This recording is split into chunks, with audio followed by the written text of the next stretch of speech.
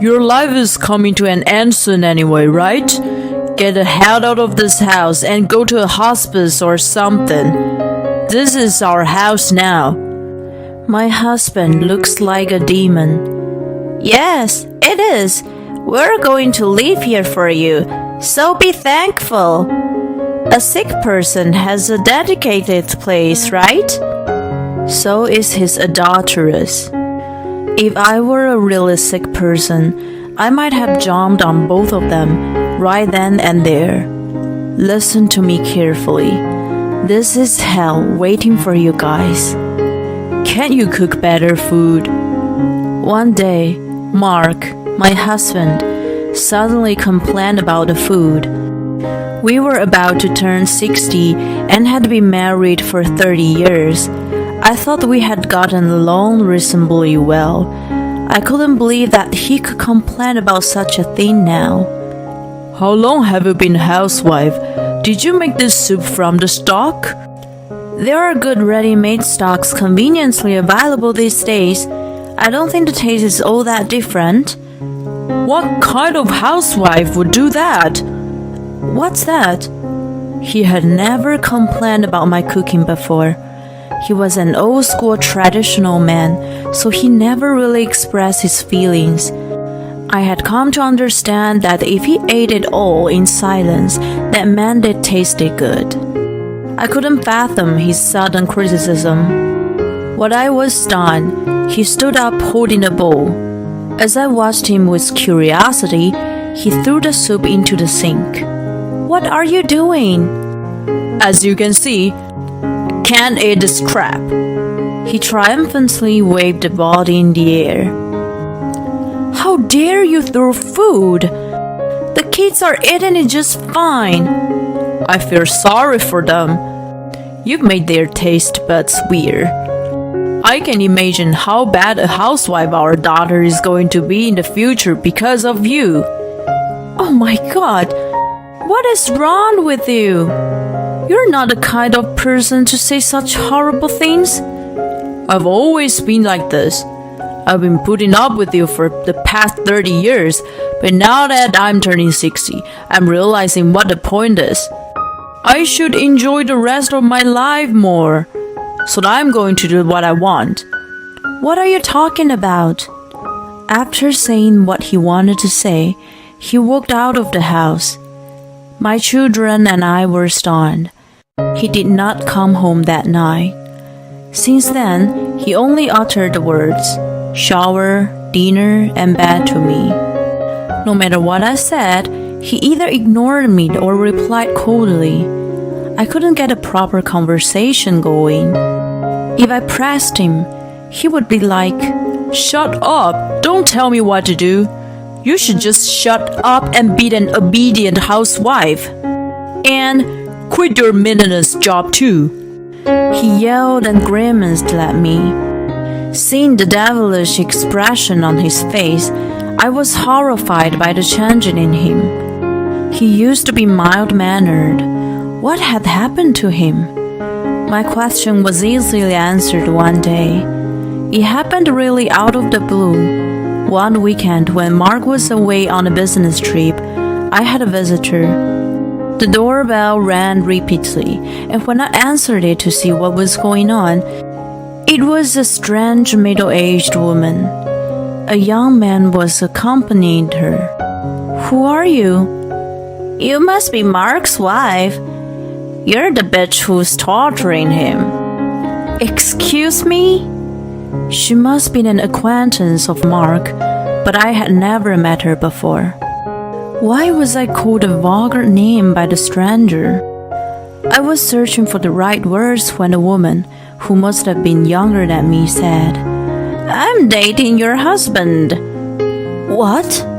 I gasped at the unexpected declaration. He wants to be with me as soon as possible, but he says he can't get a divorce from you. You're a burden to him, so get the hell out of this life. Listen carefully. Pay him alimony and get out of this house. My son and I are moving in with him. Leave now, you bitch. That's right. Get out. The man, who's supposedly her son, shouted in unison. While I was in shock, the two of them walked away. What the hell just happened? I murmured to myself. When I calmed down, it was easy to comprehend the whole situation. Oh, so that's what's been going on. The reason for Mark's sudden change was the woman. Cheating, huh? It might have been too early to call it a love in the golden age, but I guessed it was something like that. I remember that he had been taking much care of his style. Judging from his behavior, he must have been very much into her. I wonder if he was planning to divorce me sooner or later. I didn't notice any indication from him, but maybe he was thinking about it. I decided to seriously consider the possibility of the end of our marriage. I contemplated whether I should mention the visit or keep it on the wraps and gather evidence of the affair. I kept dwelling on it when Mark unusually spoke to me. That's the result of your medical checkup, isn't it? Need for further examination. How pathetic. You too, right? Shut up! He taunted me as he looked at my results, which I had placed in front of me. In fact, his diagnosis had also arrived the other day, and it was written as requiring further examination. Even though it was due to our age, it was certainly a shameful result for us as a couple. I decided to put the matter of his affair on hold and think it over later. First and foremost, I needed to be healthy. I made an appointment for another test. Mark was reluctant to go through the trouble, but he must have been worried and agreed to take the test with me. A few days after the test, I went to the hospital to get the results. He did not accompany me, saying he wanted me to ask the doctor. When I entered the room, the doctor greeted me with a serious look on his face. I got a bad feeling, which turned out to be true. I don't remember how I got home. I just remember the past years with Mark flashing in front of me. My love for him had cooled off, but I still have some affection for him. The unexpected situation brought tears to my eyes without my knowing it. How could I explain it to him and our children? I racked my brain, but I could not come up with a good idea. Mark came home late at night when I was sitting idle in the living room. I wondered if he had been with his adulteress again. He ignored me as usual, but I had to tell him. Honey, I have something important to tell you. He must have sensed the seriousness in my voice. He sat down across from me, a little bewildered. I was at a loss as how to start the conversation, and he spoke up first. What do you want to talk about? I'm busy. Do you want a divorce? As long as you pay me alimony, I'll divorce you in a heartbeat. I'm sorry? You already know, don't you? I'm cheating on you. Yes, I'm crazy about her. She's young, beautiful, and a great cook. Her son is a very nice young man too, and he calls me dad. I really regret marrying you. I should have gone for a more beautiful, good-natured, and modest woman who would have respected me. He went on and on. Well, pardon me for not looking good and being a crass woman who disrespects you. You know yourself well. Oh, come on. There was not the part where he should have been impressed. I wanted to smack him. I'm not thinking about a divorce. Ugh, then what's it about? At least, not yet. I have something more important to tell you. The doctor said it's really bad, like half a year to live bad. What? His jaw dropped. Listen to me calmly. The results of the tests are quite alarming. 6 months to live means that if it's left untreated, the doctor said that with life-prolonging treatment, it could be a few more years. Seriously? That's hilarious. I could not continue with more details because he started laughing hard. He must have gone crazy from the shock. 6 months to live. Who could blame him? I couldn't believe it either. Even if there are no symptoms now, they will start to appear one after another. It needs to be treated sooner than later. That's enough talking. I understand what you want to say. I don't care about the treatment, and I'm not going to pay for it. Hey! I was shocked to hear him say such a careless thing. He was still smiling. I guess you were going to say we should spend some quality time together for our last memory, weren't you? I realized that he was right. I nodded in agreement.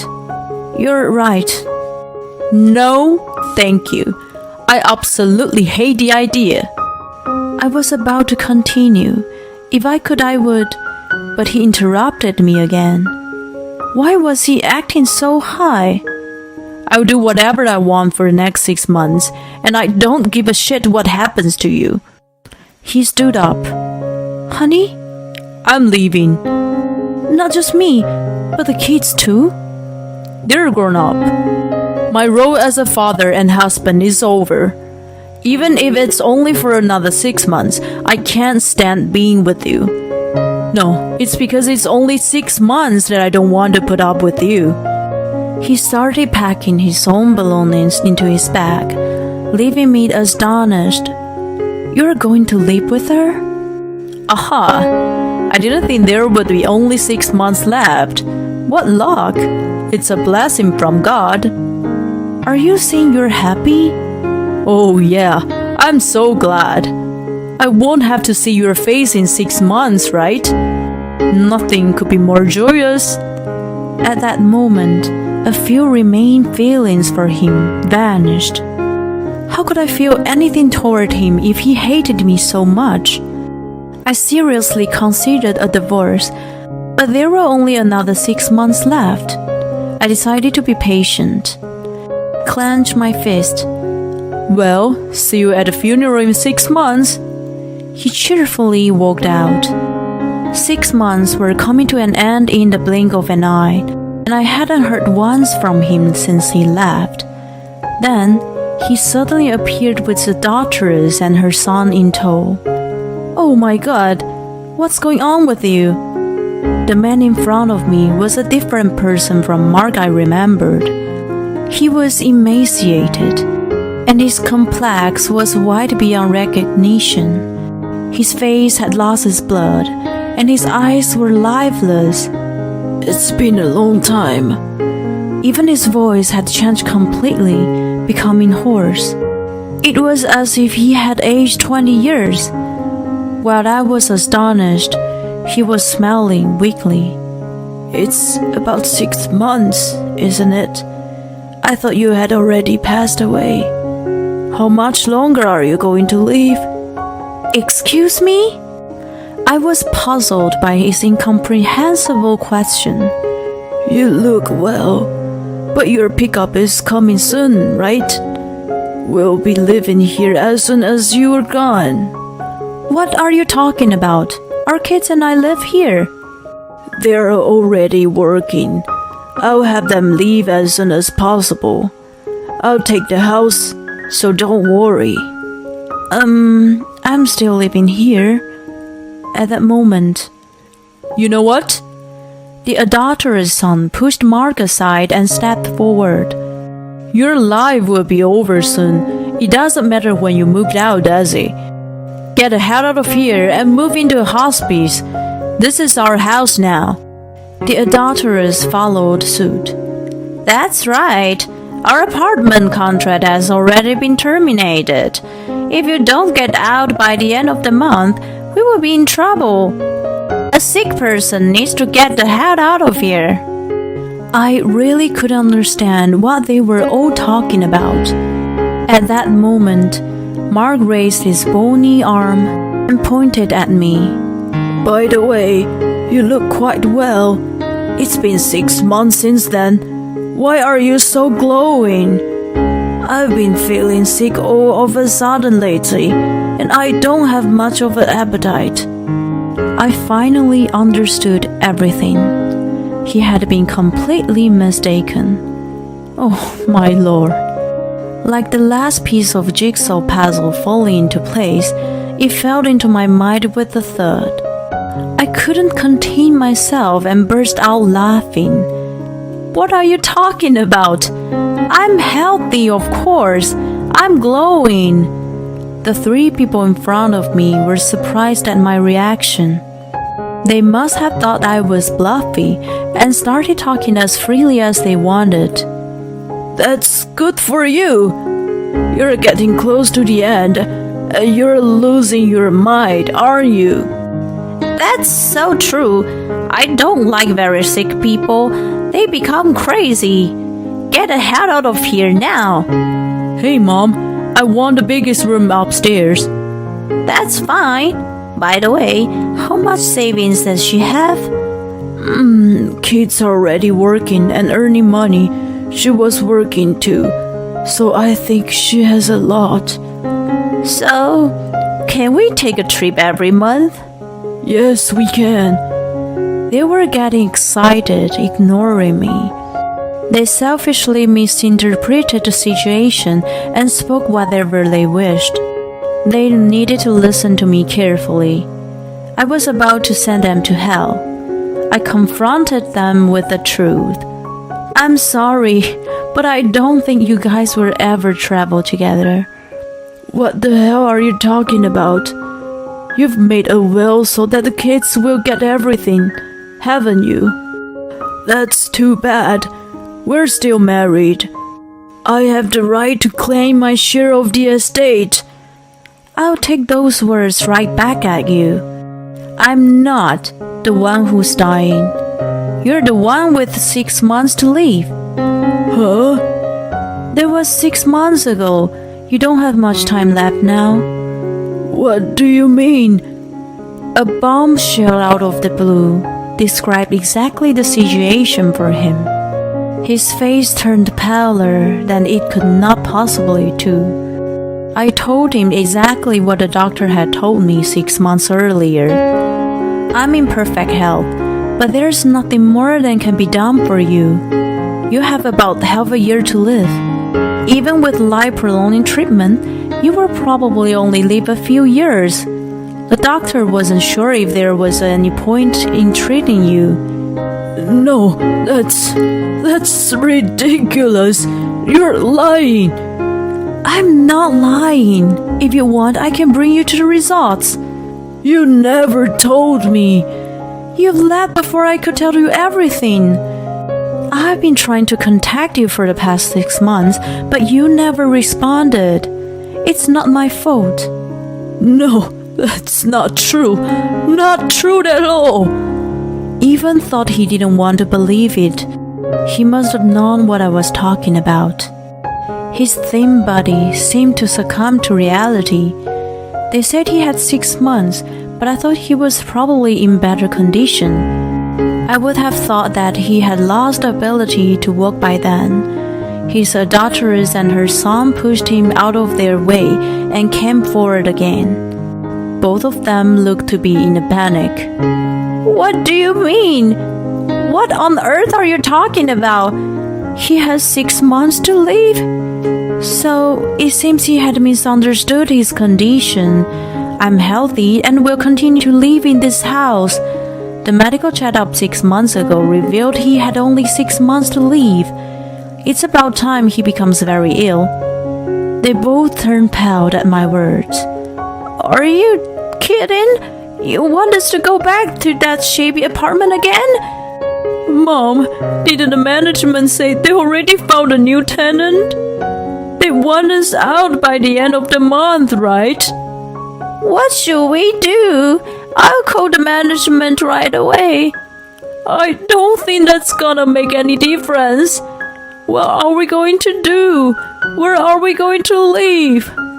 The confused adulteress turned to Mark. "This is not what you promised us. What are you going to do about it?" How much longer do I have left?" The adulteress and her son were screaming in panic. Mark was in his own world, mumbling and muttering. It was chaos. "Well, now that everyone is on the same page, I'm going to ask you to leave. You too, Mark." I was about to close the door. Then I saw Mark jerk his body as if he had come back to himself. Ignoring him, I closed it shut. And then I heard his pitiful voice along with the banging on the door. "Open up! What am I supposed to do? If I start the treatment now, would I still alive? Hey! I can't breathe. My head hurts. Oh shit. I thought it was just a cold. I didn't think it was." I thought about calling an ambulance for him.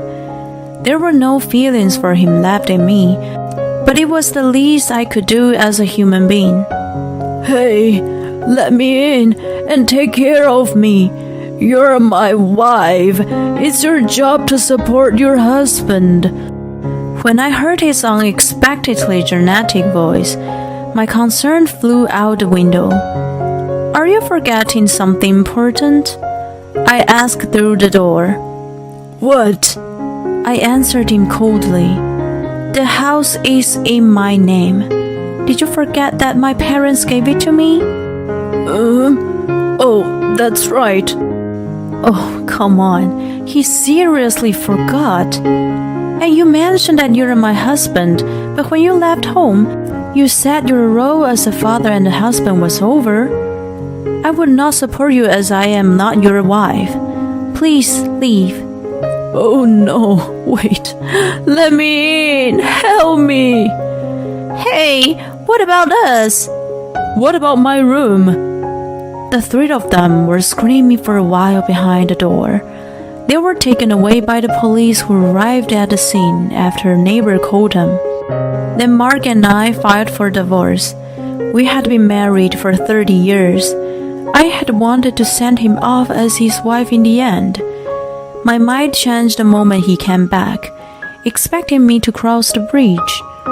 I was surprised at how easy it was for me to decide on the divorce. It was an abrupt ending, as if our 30 years were old dreams. Mark cried and begged me to stay with him, but I felt like he was a stranger to me.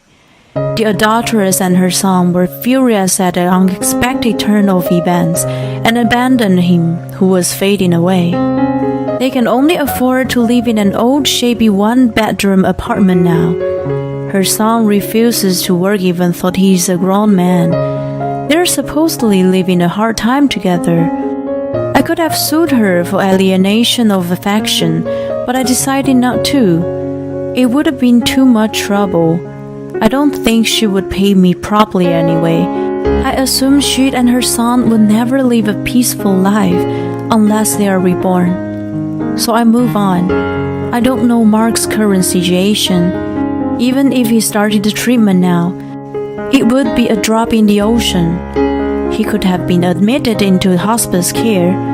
I got a call from him once that he was staying with his uncle for a time being, but the uncle's family apparently was not happy about it. Then I stopped hearing from him. I haven't heard the news of his passing. My kids left the house and started their own families. I'm living a happy life surrounded by my grandchildren, but who knows when God summons me? I want to be the kind of person who will be missed by friends and family. I want to end my life with them seeing me off. I doze off to such thoughts as I lie down on the porch in the warm sun.